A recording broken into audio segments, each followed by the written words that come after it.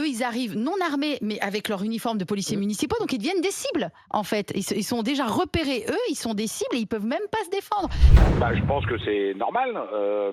Aujourd'hui, vous pouvez pas faire un travail à quelqu'un qui n'a pas été formé. Donc pourquoi la police municipale devrait intervenir sur des personnes qui dealent alors qu'ils n'ont pas été formés pour ce type d'intervention? C'est un problème de formation. Ensuite, qu'ils décèlent un point de revente et qu'ils appellent la police nationale, oui, mais qu'ils interviennent, non, ils n'ont pas du tout la formation. Déjà, ils n'ont pas les équipements et ils n'ont peut-être même pas la pédagogie. Voilà, c'est un sujet compliqué, hein, Pierre-Édouard Magnan. La mairie de Besançon a-t-elle eu raison de demander à sa police municipale de ne pas intervenir sur les points de deal? Ça paraît aberrant, en fait. Spontanément, ça peut paraître aberrant. Après, j'ai entendu qu'elle a demandé à sa police municipale non armée de ne pas intervenir, de ne pas envoyer des gens qui ne savent pas faire, qui ne sont pas équipés au casse-pipe. Je trouve ça plutôt bien. Le vrai débat, c'est qu'il y aura, si ça fait un tel débat, c'est que sans doute il n'y a pas la capacité derrière la police nationale, dont c'est le métier, d'intervenir. En soi, je comprends la mairie de Besançon. Le maire de Besançon, il n'a pas envie d'envoyer ses policiers municipaux et ses fonctionnaires territoriaux, donc au casse-pipe. Le sujet, c'est que par contre, si la police nationale n'est pas présente, n'est pas suffisamment, etc., pour aller faire le boulot, oui, c'est un recul de la puissance publique et des forces de l'ordre sur un lieu de désordre inacceptable. Et on a vu le nombre d'écueils que ça pouvait prouver. Mais donc, c'est pas forcément une mauvaise réponse. En fait, on laisse les mecs dealer comme ça sans problème. Non, il faut que ce soit la police adaptée qui y aille. Tu peux pas envoyer des mecs sans armes, les mains dans les poches, dire à des dealers, c'est pas gentil, les gars.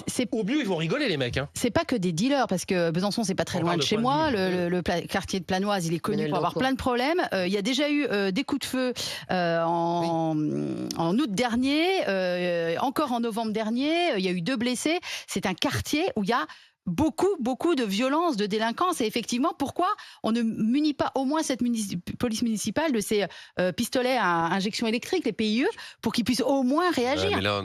Il y a eu un gamin de 15 ans qui s'est fait tuer dans ce quartier, là, il y a quelques jours. Donc c'est pour ça que la mairie de Besançon prend cette décision. C'est-à-dire que c'est devenu impossible pour des policiers municipaux non armés. Non. Le maire a estimé, et il a certainement raison, que vu les circonstances actuelles de ce qui se passe dans ce quartier, pour ces policiers municipaux dont il est responsable en tant que maire, non armés, ce n'est plus possible d'intervenir. C'est une maire, hein, c'est Anne Vigneault. Oui, mais si tu veux, la mairesse, si tu préfères.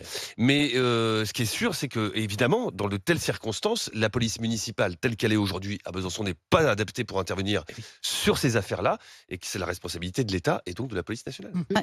Qu'est-ce qu'on fait, Perico? Mais je connais des municipalités confrontées à la même situation et le maire envoie la police municipale. Bah oui, mais armée.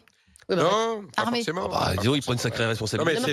C'est un choix politique de chaque élu. Il y a des maires qui considèrent qu'ils ne peuvent pas, mais tu as raison sur le fond. Hein. Mais tu as des maires qui considèrent qu'ils ne peuvent pas autoriser. Mais les habitants du quartier demandent la police municipale. Ce sont des maires qui en même temps interpellent en permanence le ministre de l'Intérieur en demandant de trouver une solution. Je suis en train de faire votre boulot, mais je fais quand même respecter l'ordre public en intervenant. Alors, il y a une manière d'intervenir plus ou moins différente. Alors, si effectivement ce sont des gens dont on est persuadé qu'ils vont tout de suite dégainer, qui vont tirer, effectivement, je comprends le maire de Besançon, s'il y a un risque de mort. N'empêche qu'il ne peut pas dire, si c'est comme ça, je ne vois pas, c'est pas possible. Ça, il ne peut pas tenir ce discours. Aux délinquants, et même, je suis désolée, j'ose espérer que ceux qui dealent, quand ils voient arriver la police municipale, même non armée, ils se disent, tiens, on va peut-être un petit peu changer d'endroit. Et j'ose espérer que ce soit un petit peu plus. Mais tu sais ce qui se passe? En réalité, eux, ils arrivent non armés, mais avec leur uniforme de policiers municipaux, donc ils deviennent des cibles, en fait. Ils sont déjà repérés, eux, ils sont des cibles et ils peuvent même pas se défendre. Donc là, il y a vraiment un choix à faire, ça c'est évident. C'est la situation qui est inacceptable plus que la seule décision. Oui, bien sûr.